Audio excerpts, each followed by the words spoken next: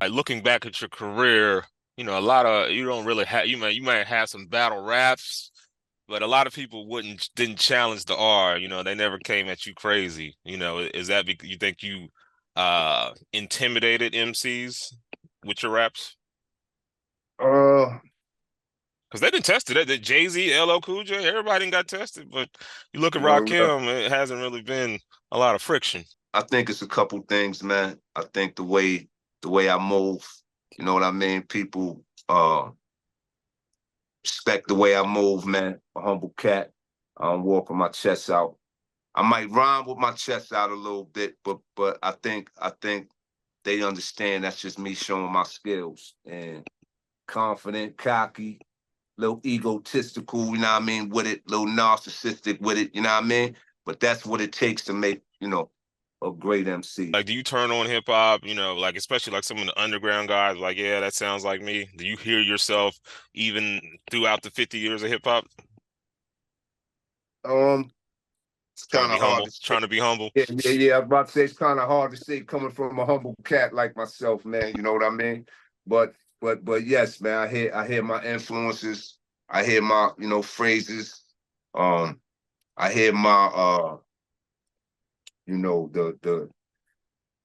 the technique that I started. You know what I mean, and where they took it. You know what I mean. But it's a blessing, man, to be able to have that impact, man. Hip hop is a real it's a real feisty genre, man. And it's hard to get love from your peers, man. But I hear the resemblance, but I also feel the love. You know what I mean?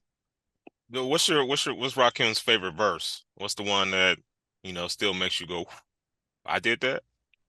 Oh man, good question, my brother. I think for me, it gotta be the 18th letter, man. And I don't know Mm. how many of my listeners heard that, but yeah, that's one of the joints that I love listening to. I love the state of mind I was in at the time. And if you was to ask me what song will I play to somebody to help them understand who I am, that might be the first joint I play, the 18th letter. Wow. Always. Okay. What was your reaction to seeing like the Kendrick Lamar pop out concert and all the surprises and, just hip hop euphoria? Dope, dope. You know what I mean? Like it shows power.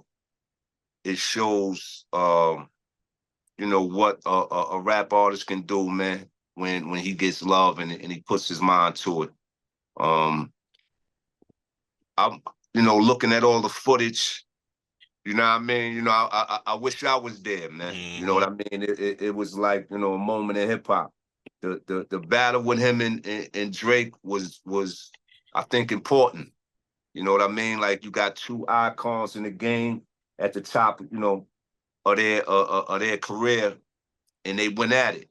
You know what I mean? It was good for hip hop, man. We seen a lot go on. And the funny thing about it is when the AI technology first came out, I was like, oh man, come on, this is, you know what I mean? It's going to be too much.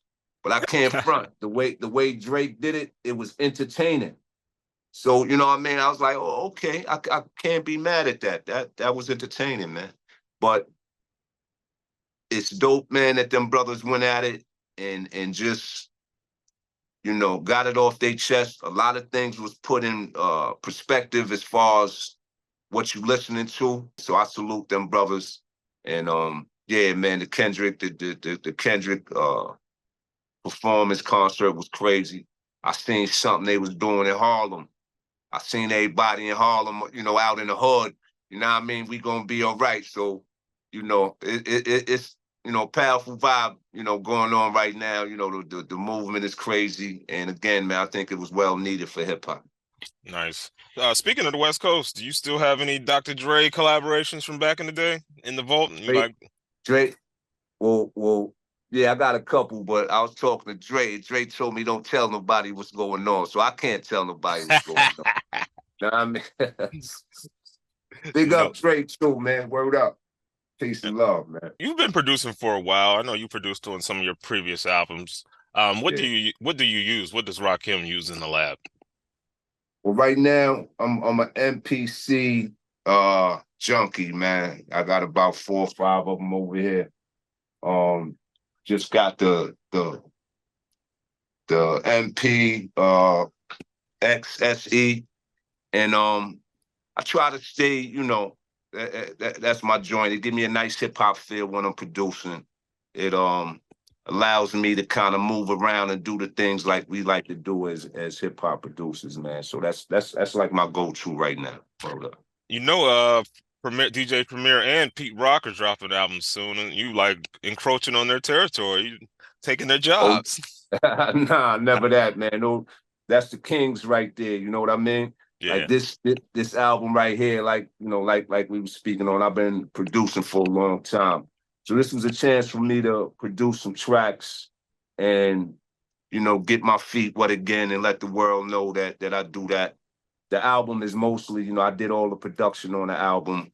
I did the scratching on the album. I spit a couple bars on the album, but it's mainly me uh producing joints and getting artists, to come in and smoke the tracks out, man. But it's dope to sit back and kind of, enjoy it from, like you said, Primo seat or Pete Rock seat. You know what I mean? With the scratches, since you're doing scratches, does that like close the door on like Eric B collaborations down the line?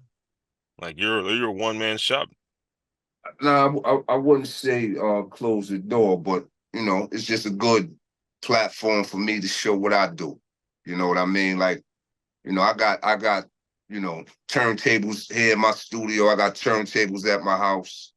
I love DJing, man. It's like, I was DJing. It kind of go hand in hand with MCing. I started DJing around the same time.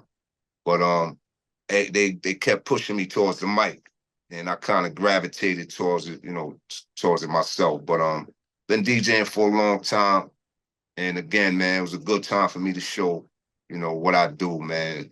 Beats and arranging and scratching and being able to scratch some of my favorite MCs at the same time. You know what I mean? So like the whole project to me, made sense, and I think it was long overdue. You got Corrupt. I don't know if you know, but Corrupt just told TMZ a few months ago that, you're the best ever.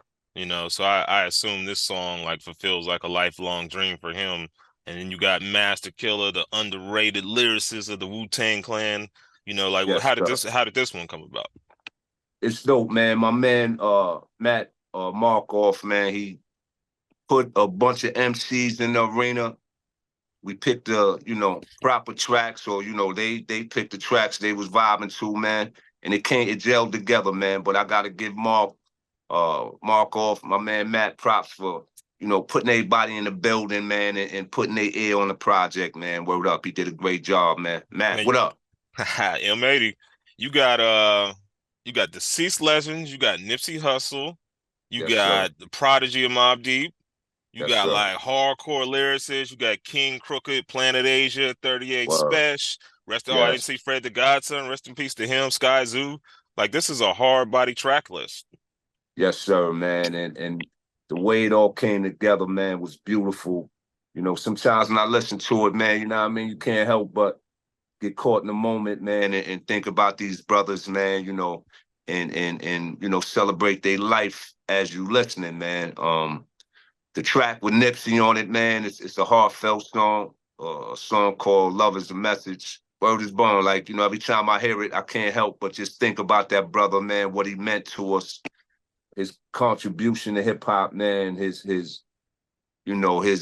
mind, everything he was bringing to the table, man. So it's a good project, man, and for me, it's an honor to have these brothers, affiliated with it. So you're known to take long hiatuses, pop out whenever you feel like it, but this is obviously after the Hip Hop 50 celebrations. How does Rakim see the state of hip hop? Did you feel like you needed to add a contribution to balance out anything?